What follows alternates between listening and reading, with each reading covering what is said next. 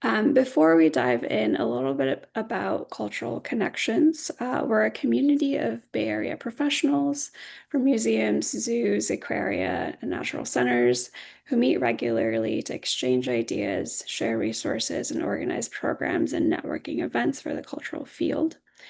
This year, we're offering programs through June of 2025. Our next program is taking place on Wednesday, June 18th, so actually very soon. It's titled Museum Accreditation, The Good, the Bad, and the Tedious. A group of Cultural Connections board members are hosting that program. You can find a link to register for this event if you're interested on our website's events page. So a quick rundown of the program today. I'll be sharing some brief intros for our panelists after this. They will each present a little bit about their work and how their role has intersected with the topic of pay equity at their organizations. At about 7:30, we will open up the panel for a discussion.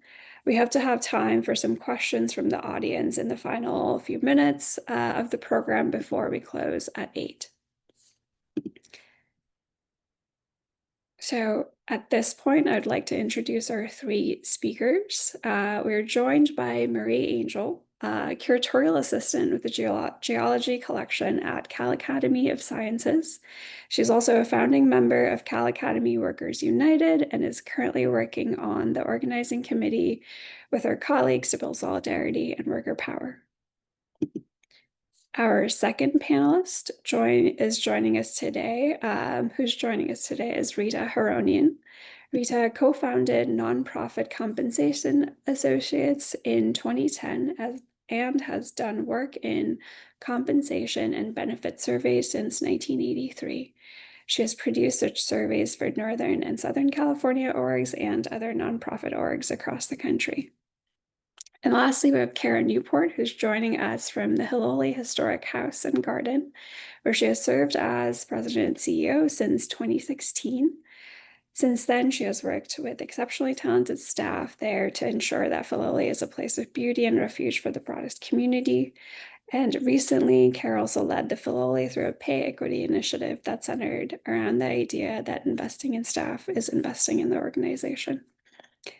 So without further ado, I'd like to first invite Marie to share a little bit about her work. Yeah, hi, my name's Marie. Pronouns are she, her. I have worked at the California Academy of Sciences in the Geology department for about 7.5 years. And I was one of the founders of our union, Cal Academy Workers United. We started organizing in late 2022. I think, or 2021. I think it was 2021.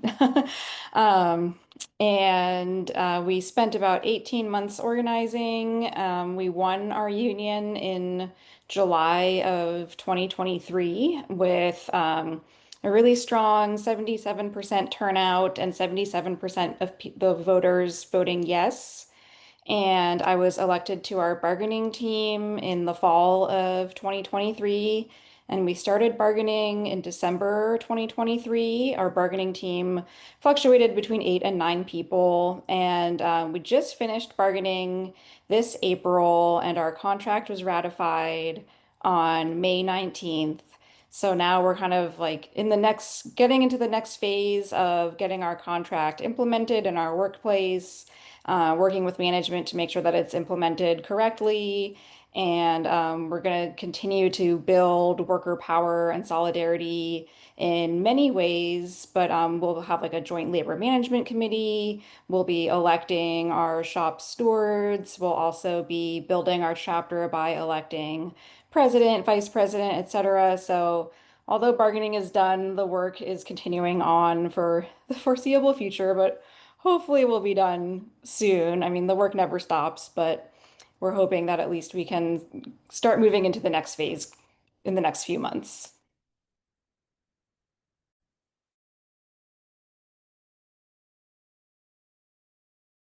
And then, yeah, I just have some slides. It's our beautiful union logo that was designed in-house by our very talented team of exhibit preparators and graphic designers. Got to show off one of our penguins with our union logo as well.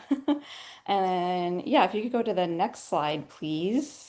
So yeah, it's basically what I just said. This is a photo of us on the day that we won our union, celebrating.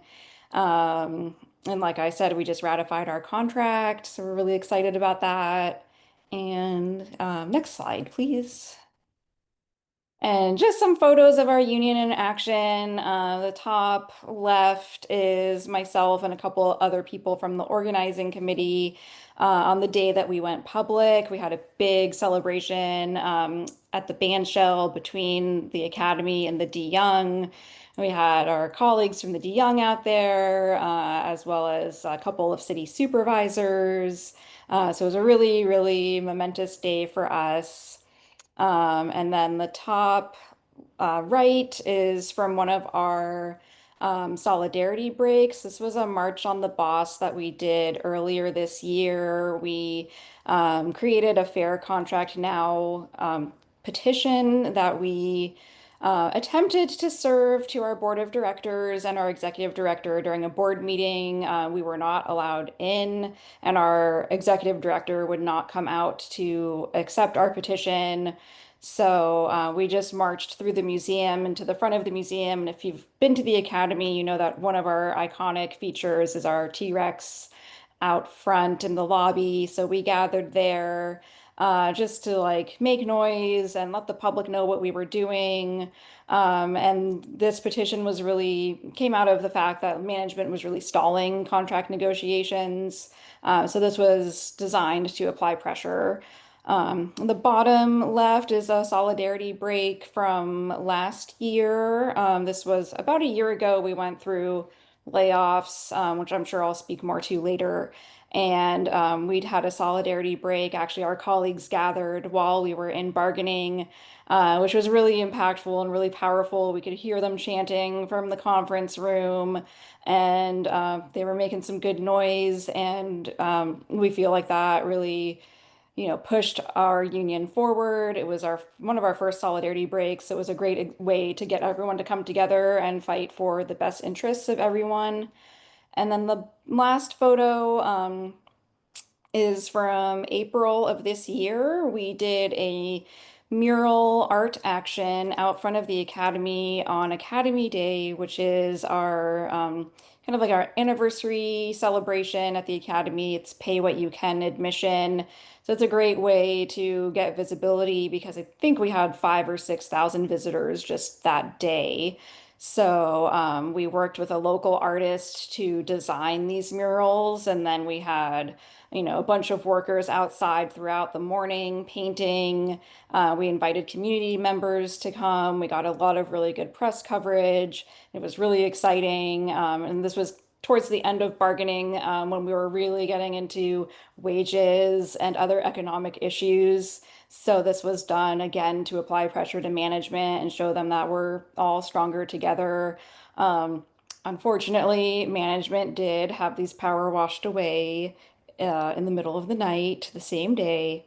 So that was really disappointing because we feel like it added a lot of nice flair to the concourse, but at least it'll live on in these photos. And I think I have one more slide. So just a really brief overview of the wage gains that we got in our contract. 25-hour minimum wage, which will be phased in the next 14 months. We'll have a step scale for the first time. We'll have like 14 pay grades with 5 steps in each grade, and each step represents a 2% increase. And then we also won 3% across the board increases in years 2 and 3 of our contract. And yeah, again, I can talk about more details when we get to the rest of the program. And I think that's it for me. Yeah, thank you so much, Marie. Next, I would like to invite Rita Haronian to share a little bit about her work. Hi, everyone. I'm Rita with Nonprofit Compensation Associates, and we conduct and produce the annual Fair Pay for Northern California Nonprofits survey report. I think some of you may be familiar with the survey. You may have participated in the survey. It's been going on for a long time. The basic idea is that we're taking a snapshot of the nonprofit labor market, the local labor market, as accurately as we can, so that people making decisions about compensation can do it in an informed way. And I see that as one of the foundations of the larger issue of pay equity. So it's meant to support pay equity and um, uh, for people who make decisions in nonprofit organizations about pay, about benefits. It's meant to give them some information so that they can prioritize resources effectively and make good decisions. The really special thing I think about this survey is that it presents local data. There are a lot of compensation surveys. There's some nonprofit surveys, but they don't often report data with the geographic scope as well defined as our survey. And that's important because our labor market here in the Bay Area is different from elsewhere in California and certainly in other parts of the country. So this year we had 728 organizations participate in the survey. We also do a Southern California survey at the same time, but the Northern California survey has been going on a lot longer, so our participation level is higher. There's a policies and benefits section about the survey. I'm going to show a few slides with that information, just a few things plucked out. And the bulk of the report covers compensation levels for almost 300 jobs.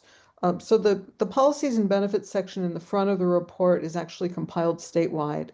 When we started doing the Southern California survey, we thought that it made sense to use as much data as we could for that information. But the compensation part is really, it's the local aspect is so important. That is specific to Northern California. So this report was published in the middle of April. The effective date technically is January 1st. People were entering information from sort of mid-December to into well into February. The effective date, which we always have to define for one of these surveys, is January 1st. Overall, the sort of overall picture, if I were to try to summarize, is somewhat lower pressure regarding hiring and retaining staff compared to what we saw, say, 2022, 23, but it's still there. Um, Typical salary increases are closer to pre-pandemic levels compared with the most recent years, at least 2022 and 2023. There is still it seems, some pandemic fallout. And what I mean by that is changes in workforce practices brought on or accelerated because of the pandemic, though that looks different, I think, now than it did a couple of years ago. And one of those things is continuing attention, I think increased attention on employee well-being, and we see that in a couple places. So let's see, the first thing I'm going to look at is salary increase budgets for 2025. There you go. So this goes back to 2020, and you can sort of see the big fallout, a fall off the third line down, percent of organizations with salary increase budgets. By the time the summer of 2020 came along, there was a big drop. People were very heavily impacted by the pandemic and a lot of uncertainty. It's climbed up since then to essentially the pre-pandemic level. The 2020 survey, that first column of numbers, that information was entered really before the pandemic hit. Um, this year, the percentage of participants saying that they were giving or planning regular salary increases in their current fiscal year dropped a bit from 90% to 83%. it's not a big drop, but I do think it's significant. And um, uh, along with other things that we're seeing and hearing from people, it seems to me that it could reflect some uncertainty about economic conditions on the horizon. Um, Concerns we hear about, for example, are concerns about whether inflation will pick up again, cuts to funding from the federal government, certainly social services and health organizations, but others as well, pressure from the federal government regarding DEI initiatives, climate-related work, immigrant communities, education, other advocacy work, even potentially threats to allow the executive branch to revoke nonprofit status, which so far has been averted. So there's general economic concern and also some specific concern among many of our survey participants, and that could be impacting their planning decisions at this point about pay increases. Okay, let's see the next slide. We do ask for details about different kinds of increases because there are various criteria that organizations use. Merit/performance is the most frequently mentioned, though across the board increases, cost of living increases, or across the board increases specifically meant to deal with the cost of living. Length of service is not so common. External market increases, those would be generally not what we see as organization-wide increases, but rather when it's apparent that particular jobs at an organization are not being paid in line with what we see sort of as the prevailing rates. Particular jobs might be earmarked for increases. Also, internal equity increases, again, that may not be organization-wide. It may be specific jobs that have been determined to be paid not equitably in relation to other jobs at that organization. So overall, I would say the 2025 numbers were really similar to 2023 and 2024, just slightly lower average increase rates for most of them. And those are the second numbers where it says the average increase. For each of these columns, pairs of columns, the first one is what percentage of organizations cited this criterion for being a factor in increases. The second column is the average increase they reported that they expected to give in the next 12 months. Okay, let's look at the next one. I don't want to spend too much time on any. I just want to give you all an idea of the kinds of things that are reported in the survey and specifically the things that I pulled out that I thought might be particularly interesting. Turnover rates, voluntary turnover rates. Um, so that last column that says 2025, we have full-time rate, part-time rate, separated by the total number of employees at the organization. The categories that we used changed in 2016. So you'll see the first three columns have different categories on the very left-hand side than the rest with their categories on the right-hand side. The numbers we saw this year were similar to 2024, somewhat high compared with, say, 2010 to 2016, but close to pre-pandemic levels of 2020. And this supports the general picture that concern about turnover has eased somewhat in the last couple of years, but there is still some concern. And also, in some respects, we've returned to conditions closer to the years immediately preceding the pandemic. And the next slide deals with reasons that survey participants cited as far as they knew, the person at each organization providing their information, reasons they cited about voluntary turnover. So had, if they did interviews of people as they were leaving, or just from the information that they knew, higher pay elsewhere is always the number one reason that we see for voluntary turnover. And we're seeing some down a few rows, geographic moves, either for personal/family reasons or for affordability reasons. In 2023, we added that group at the bottom, so we don't have previous information there. But I thought it was notable that stress/burnout was cited by 29% of our survey participants. It's a minority, but it's a pretty significant group of nonprofits that is, by their reporting, are experiencing voluntary turnover due to employee stress and burnout. Okay, and next we have job families that people reported difficulty hiring for and or retaining employees in. Um, Again, 2025 answers are close to what we've seen in the last couple years. There isn't a dramatic change there. To me, the notable thing here is program delivery. The last line always is the highest. Those tend to be, I mean, depending on the services, the program and service of each organization, they're going to be different jobs, but they do tend to be the frontline, public-facing people. They certainly were the most heavily impacted by the pandemic, but even now, they're by far the category of jobs that we're seeing difficulty hiring for and keeping people in. Um, Next, I'm going to look at remote hybrid in-person work.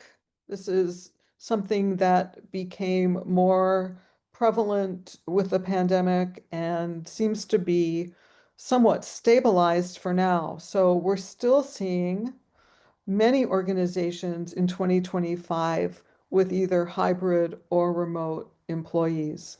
I mean, if you look at the hybrid numbers there in the middle, more than half of survey participants said that at least some of their employees in each of these categories have a hybrid work arrangement. It hasn't changed much in the last couple years, but it seems to be somewhat stabilized for now at least. So remote or hybrid work arrangements seem to have become a regular practice for many organizations, at least in relation to some of their jobs. It doesn't mean all of their corporate administration jobs or certainly all of their program services jobs, but at least some of their jobs have um, remote or hybrid work arrangements. And then we did some follow-up um, among organizations on the next slide that indicated that they had remote and or hybrid employees. 27% of them said that they've required some of these employees to return to in-person work since the pandemic's onset. 8% said that they thought that they might make that requirement this year in 2025. 56% say they reimburse employees for at-home work expenses.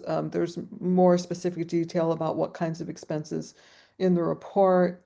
And most of these organizations who have hybrid and or remote employees say that they set an agreement jointly between the organization and the employee about their work schedule. About 2/3 said they set it jointly. And then there were some additional follow-ups for organizations with remote employees.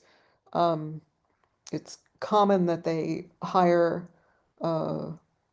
pretty common to hire people outside of the commuting distance. Those numbers again haven't changed very much. 21% said that they adjusted pay based on the cost of living differences, depending on where their employee works. That's something that I've gotten questions about. I don't know whether a sort of best practices idea has really emerged about that, but it's certainly something that's been on the radar screen. Okay, I want to quickly show you a couple more. Um, we expanded this question about employee engagement, and almost something like 99% of our survey participants reported at least one of these actions. and they are intended to encourage engagement and retention.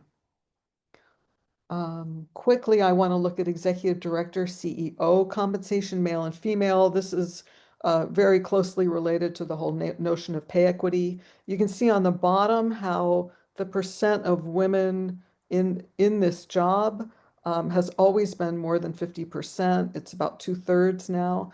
And the second column for each year is the average female pay as percent of average male pay. So in 2025, the gap has narrowed quite a bit. We see women being paid 96% on average of what men are paid. The interesting thing to me about this slide, every time I've looked at it and updated it year after year, is the pattern of women being more likely to work at the smaller organizations. You can see on the left the annual operating expenses categories. And as organizations get larger, they're relatively more likely to have men in that top executive job. That pattern still is with us in 2025, but it is less with us than it used to be. And so I think that accounts really for even the 96% gap that we see. And if you look at it, groups of similarly sized organizations, it's really not the case that men are always paid more than women. It's not predictable. So over the years, there's apparently been some real progress in terms of pay equity in this job. And that's something that I think has been really interesting to see. I want to talk just really quickly, show you a sample compensation page. This is what a page of the survey report looks like. There are almost 300 of them.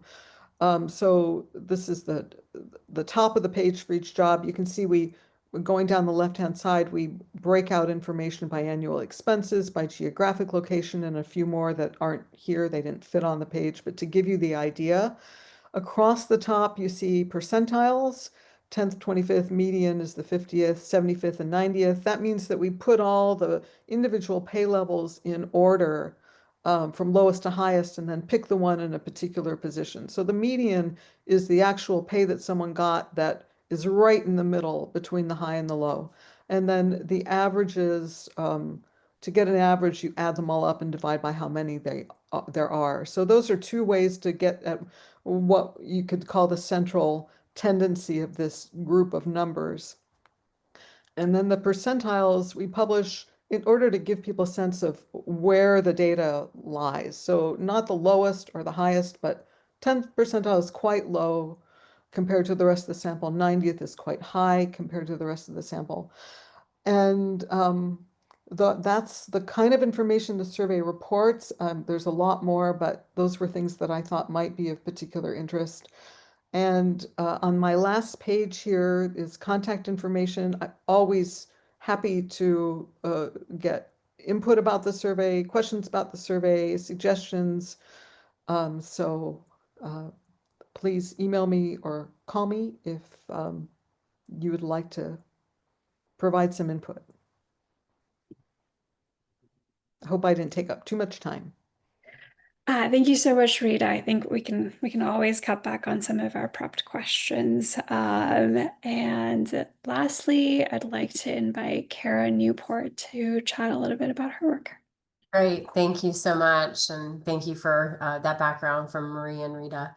Filoli is a historic house and garden located on the peninsula.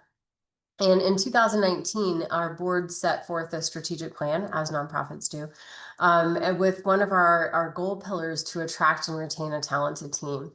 And this sounds really great and well-meaning and well-intentioned, and we launched it very well. We aligned it with some of our work around diversity, equity, accessibility, and inclusion, which we made a deep commitment to and still have that commitment today. And it's still represented on our website and everything that we're doing. We also did a lot of the important background work of aligning job descriptions, assessing our benefits, really looking deeply at who we were and what we were offering to our employees. We looked at some of our employment barriers. We're located in a location where public transportation isn't available. We're a 7-day-a-week operation. Remote work isn't an option for a vast majority of our employees. Housing is a challenge. We really can't live locally. And even though, we love to say it in the nonprofits that the benefits are great, they really aren't. When you have tech companies that are offering unlimited vacation and things that are really challenging for us. And so we tried early in the early years, and we improved upon a lot of things when we first came out with our strategic plan. But our turnover peaked in 2019 at 50%. So we were not attracting and retaining a talented team. And we knew that we really had to do better. So one of our first moves is we committed to a local contractor's wage, which for us was $19, and this is in approximately 2019, early 2020. We reviewed our title categories. We created a new category system. And again, we enhanced other benefits, our 401k match, our holidays. We were really trying a lot of different efforts, but we recognized that we were falling short, and that we didn't really have a very clear path to honor our employees and to be truly competitive. So we used the Northern California Nonprofit Survey, Rita. That was important to us early in our discussion. We looked at industry-specific compensation surveys for, within our industry, like horticulture positions or other specific industries. We created benchmarking for basic alignment. But we're not keeping up. It's very expensive to live here. That's the bottom line. And so we turned our attention to a living wage. And living wage discussions actually began long ago, but the first articles came out in 2014, 2015, and they were in New York, and there were some really compelling articles in that time period about how nonprofit employees in New York City at that time were not making a living wage. And in fact, many service nonprofit employees were qualified to meet the benefits of the service that they were providing. So it was really shocking for people to realize that they really weren't paying their folks enough to live in the region. And then that kind of got, sidelined a little bit. So the living wage went a little bit quiet. But we really turned our attention to that in post-pandemic. So like many institutions, like not many, we were only closed for 8 weeks. So as an outdoor institution, we were able to open much more quickly, but we did lay off a number of employees and a number of key positions, including our education staff and as Rita noted, some of these key program staff. And when we talked about starting to bring them back, we talked about how we can bring people back in a different way and how we can bring people back in a competitive work environment. So we looked at the living wage. We used the MIT calculator to look at a living wage for San Mateo County. And we also looked at average wages of new graduates in competitive environments. So, and when you adjust for the Bay Area, or you adjust for San Francisco, or in my case, San Mateo County, it's shocking that we were not paying our current employees the value that an average graduate of the same degree was making. And so we were really surprised by that information. And so when we started really looking into what a living wage is and what it would mean for us, we realized that this is the way that we needed to go as a base assessment. And so in 2021, we made the decision institutionally to build our pay structure based in a living wage environment, which at that time was $28 an hour for San Mateo County. And so we built our tier system from the base of a living wage. And that was a really fantastic moment because we got to pay everyone a living wage. And some people received a 40% increase when we first made that announcement. It was really surprising. And our board was fully behind it. We did the research, we did the background information, we walked through a process, we worked through our different committees, from our People and Culture Committee to our Executive Committee to our full board. And the board recognized that they had made a commitment to attract and retain a talented team, and that this is a path forward for us. So after implementing that change, that was really just the first step for us. We also made a decision to comp our positions nationally against competitive positions in the for-profit and nonprofit sphere, and then adjust for them, of course, for the Bay Area, which is a huge adjustment. So we wanted to make sure that was really what we were looking at. We also put in writing a board compensation philosophy that was based on this, that we update not every year, but every few years, to make sure that it's aligned with the changing standards. And so the combination of starting at a living wage and doing a compensation assessment and creating a pay grade tiered system, and within our pay grade system, we actually have 3 tiers, a base, a mid, and a high. Within those assessments, they're all skills based. And so we do a skills-based assessment every year, and we adjust our compensation tiers annually. It was a huge investment for the organization, but our board really understood and appreciated that we have to invest in our staff first. We have 2 things to do. We have a mission, and we have to have the people to deliver the mission. And the second's maybe more important than the first. And so we understood that we had to invest in that in order to be a successful and thriving business model. And I think it's been really interesting. The results of that have been profound. Our growth has been phenomenal as an organization. And also our creativity, our tenure. We have now a 10% or less turnover rate on an annual basis, which is a huge change from 50%. And our employee engagement is very high. We do regular twice a year employee engagement surveys. And we're not stopping there. We now have made a commitment in our new strategic plan to be a national workplace of choice for employers. And so we're really looking at what that might mean. And what it means for us is more professional development, more training, more investment in our managers, internal trainings, external trainings, and pathways for the future for our employees, so that people can really see themselves in, and if not in our organization, then in the industry, and or on a career path. And we celebrate that as well. You know, if people do leave, we hope that they leave with the best experience to build their own career as they go out into the world. So that's our path. It's a bit of an unusual path, and it's a journey that has taken us until this year. This is our first year to be fully realized in that journey.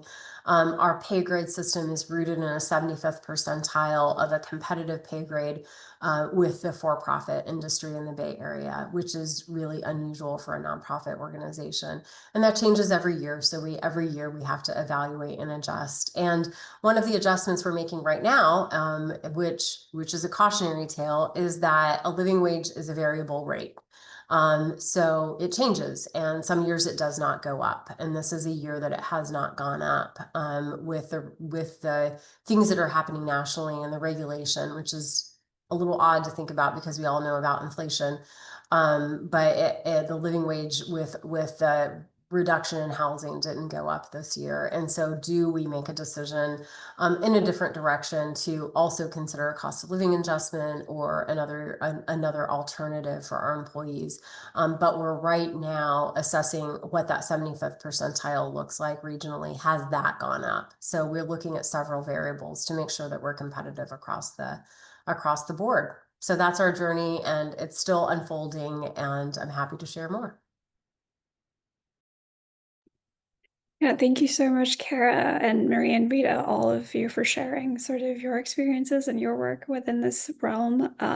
This is such an important topic, and it's really inspiring to see in all the ways, right? I think Marie thinking about sort of museum workers voicing their concerns and issues, and sort of like seeing Cara museum leadership take initiative to change the field. And I think the vital work that nonprofit compensation associates does to provide data to do this work. So it's really exciting to have all three of you in this space. Um, I wanted to start off our discussion portion with this question about sort of collaboration between staff and leadership on this topic. Sort of we've seen um, museums and other organizations see more unionizing happening, right? What potential do you see in union organizing to push forward a collaboration between staff and leadership to work collaboratively on pay equity? I think that there's a lot of potential here. Kind of like for context for the academy, like right now, our lowest paid workers make $21 an hour. That's mostly our guest services staff and our custodial staff. Um, so like, and we know from talking to these members that like a lot of them are like really food insecure. They rely on our vending machine for meals. We know that a lot of them are living in substandard housing because of their low wages. And something that we've started, we're affiliated with SEIU 10 to 1, which also has members, represents members from the Exploratorium, the Asian Art Museum, the D. Young, and Legion of Honor, the Bay Area and the Bay Area Discovery Museum. And we started the Museum Workers Alliance as part of 10 to 1 as like a subcommittee. And so we are all like working together to figure out, you know, various issues, whether that's like supporting each other through bargaining or layoffs or just how to start a union.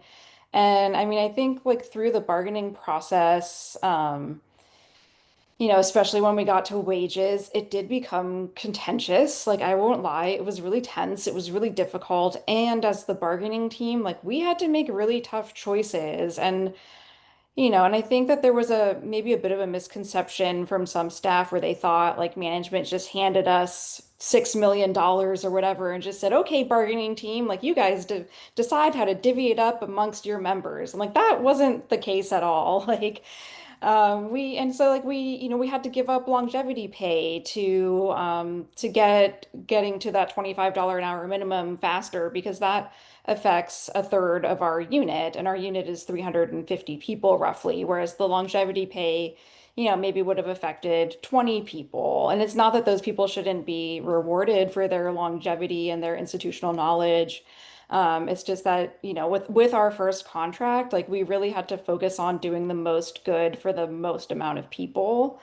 Um, and I think that, you know, there is potential in the future. I think that now that we're implementing our first contract, it's like a really big power shift at the academy. I think management is like realizing that now we all have power because we're working together. Um, so yeah, I think that like the potential is there, and I'm like really I don't know if I'm going to be on the bargaining team again in 3 years, but I think that as we like, you know, continue to establish our union and continue to like have these conversations with leadership, like we can definitely get to like a more collaborative place in the future. Yeah, I can imagine it definitely takes a lot of work, depending on what, you know, organization you're in, what type of buy-in there is around unions in general.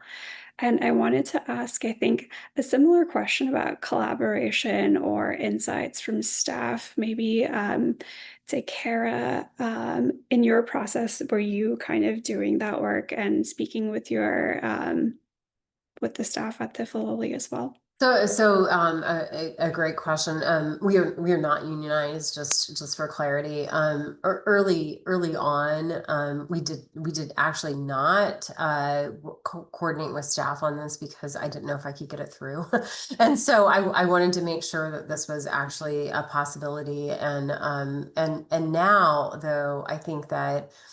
We have built some internal teams and internal processes to provide a feedback loop that I think is really critical. I think that there's some trade-offs with the process that we developed that we recognize and acknowledge. Our process acknowledges skills over tenure. So that's something that's a little bit different than you usually see in collective bargaining situations. But we invest and we have very specific investments in trainings and opportunity for skills development. And I think that's the balance of that. We also are really focused right now on benefits and communication on benefits. And this is a lot of the work that we're doing on the employee engagement surveys and some of the questions that we're asking about the benefits they're providing, how we're delivering the benefits. We just had some big conversations about sick time. Do you want it in a lump sum? Do you want it over time? Is it an accrual base? There's a lot of nuance and benefits that if you aren't walking in someone's shoes, you don't really understand how it's impacting people on a day-to-day basis. So we've had some really good conversations lately about that. And another investment that we've made is that we invested in a senior level VP of People and Culture. And that includes our DEI initiative so that we have someone who is we had a director level but not a senior level position, so we elevated that level, and then also we have a new position that's talent development position so that we're sure that the resources that we're identifying are actually being equitably distributed, because I think that's a challenge sometimes from a management perspective. We've set aside the resources, but people don't know about it and people don't know how to access it, and people don't feel like they can take the time off to go to a training, and just making sure that that's really equitable. And one more thing I want to say about equitability: we do an equitability assessment annually that's separate from compensation, to make sure that we're looking at positions at different tiers across the organization, at genders, at different groups, just ensuring that we're equitably implementing all of our salary practices across the board. So we're doing our best to do that, and we are trying to find ways for feedback loops with our employees. I think that's really critical. Yeah, thank you so much for sharing, Kara. I think I would encourage folks to drop any questions in the chat if you like. I'm going to go through another question, but if anyone in the audience has any questions, please feel free to add it in the chat. I think we might have time to go over one or two of audience questions. And I think I had a question, like among the many questions we had shared, this, nonprofits, as Rita shared, might be facing concerns about funding and sort of, development needs. What might be a response to organizations that are, whose reactions might be to halt conversations about fair pay and looking at compensation?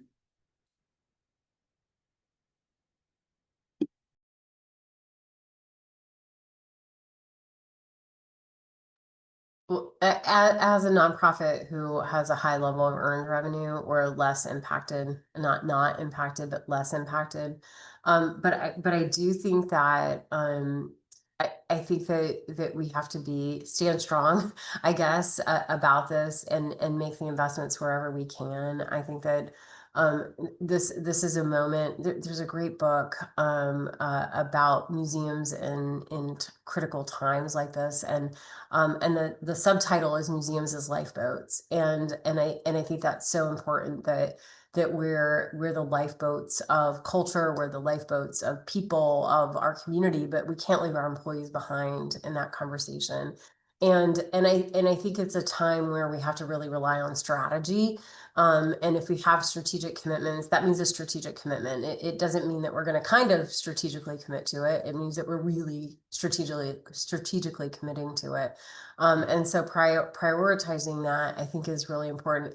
It's a lot easier said than done. I will also acknowledge that. You know, it's a really difficult thing to make decisions about.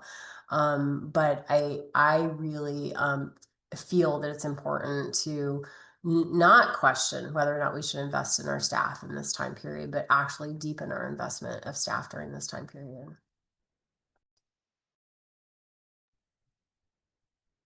I wanted to bring up a question from the chat. Maybe perhaps Amy's first as it follows Kara's feedback. Amy says, could you share how you funded the salary increases at Filoli? So it was a combination. So some of it, I will say, is part of a restructure post-pandemic. So post-pandemic, we did do some level of position combination, so that we did not bring back 100% of our employees post-pandemic. We combined some positions and elevated them. So for example, our former admission staff are now our guest experience staff who are trained interpreters. So we combine interpretive staff with guest experience staff and elevated that expectation in the job description and then elevated the pay accordingly. So so early on, the early years, we really relied on that. Now we're able to self-fund it because people stay and because people are invested in our culture and are invested in our future. And it's much easier to advance your mission and your work if people have been there more than a year, you know, if they've been there and are invested in what you're doing. So it's been able to be self-funded since the first, you know, year and a half. So we did not have to use endowment or other resources. It's mostly been earned revenue and contributed revenue, because that was a question I got when I first presented this. Very first presentation I did on our plan, someone said, aren't your donors going to be really mad about this? And I was like, well, not if they care about our organization. And it's been true. Like our best donors are, you know, they applaud when we talk about the living wage as a base point.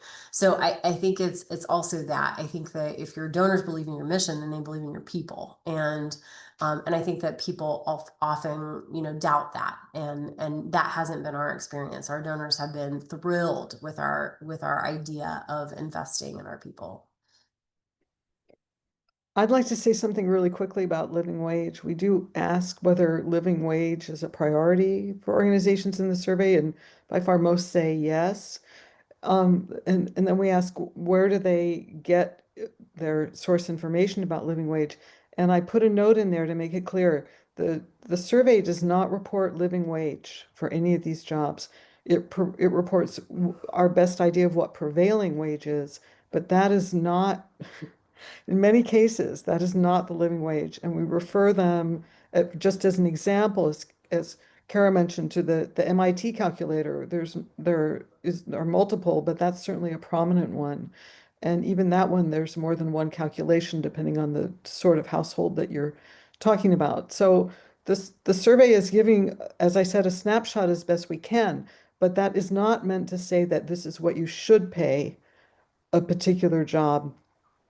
There are all kinds of reasons why people running nonprofit organizations decide that they need to consider many factors, and it's not meant to be prescriptive in that exact way. Yeah, thank you, Rita. And I really appreciate, I think, sort of, you know, what are we benchmarking against, right? Is it just nonprofits, and what happens when you're only benchmarking against nonprofits? And I think I wanted to bring up another question before we wrap up from the chat. CB says, curious about how wage equity is established among workers within a particular job description and how to avoid room for bias. I can speak to that. So we have about 150 job classifications at the Academy. So like the bargaining team, we went through every single one to see what are people currently paid, what is like the minimum range, what's the maximum of the range, and then so when we were bargaining over wages, we ended up accepting management's pay grades and their pay scale, and then we went in and like fit in the job classifications into that pay scale, mainly based on what people are currently paid, but we were able to negotiate higher pay grades for a good number of positions. For example, like postdocs were paid really poorly, and we got them moved up about 3 pay grades. So most of them are getting like a 20 to 30% increase over the span of the contract, which is huge. And so in terms of like, addressing the wage equity among the particular job descriptions, like yeah, we mainly went off of like what people are currently paid. But some people who have been in their job for a longer period of time are, of course, going to be closer to the top of their pay grade. But then there are cases where people were hired at about the same time and are getting paid for in the same job classification, same job description, who are getting paid like wildly different amounts. So what we're doing now is we're in a 90-day reclassification period. So we put out a survey to our members and ask them if they think that they should be adjusted into a higher pay grade based on the work that they do or based on the work that, they are doing compared to their colleagues in the same classification. And so we're gathering all of that data now, and then we'll take people's cases to management along with them and make their cases to management that they should be adjusted accordingly, relative to what their colleagues are making. So we don't have answers yet. Like management could still say, no, we don't want to reclassify all these people, but like we're hopeful that we can get at least like a good number of people moved up and at least get it equitable for the people who are doing the same work. I think before we wrap up, Kara, were you about to say something? I just wanted to add similarly that it's a work in progress, but with our skills-based system, we're working on the top 8 or 9 skills per category within the pay grade.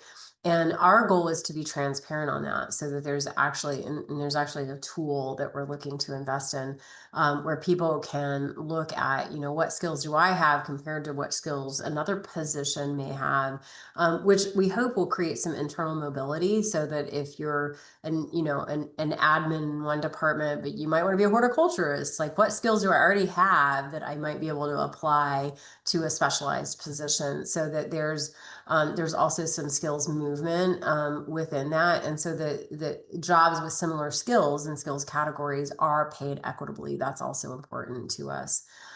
So, lots of look into that. It's challenging when you're a smaller, in the scheme of things, organization. You don't have a ton of people with the same job. They're very different jobs. Comparing a graphic designer to a horticulture position is tough. That's a challenging thing to do.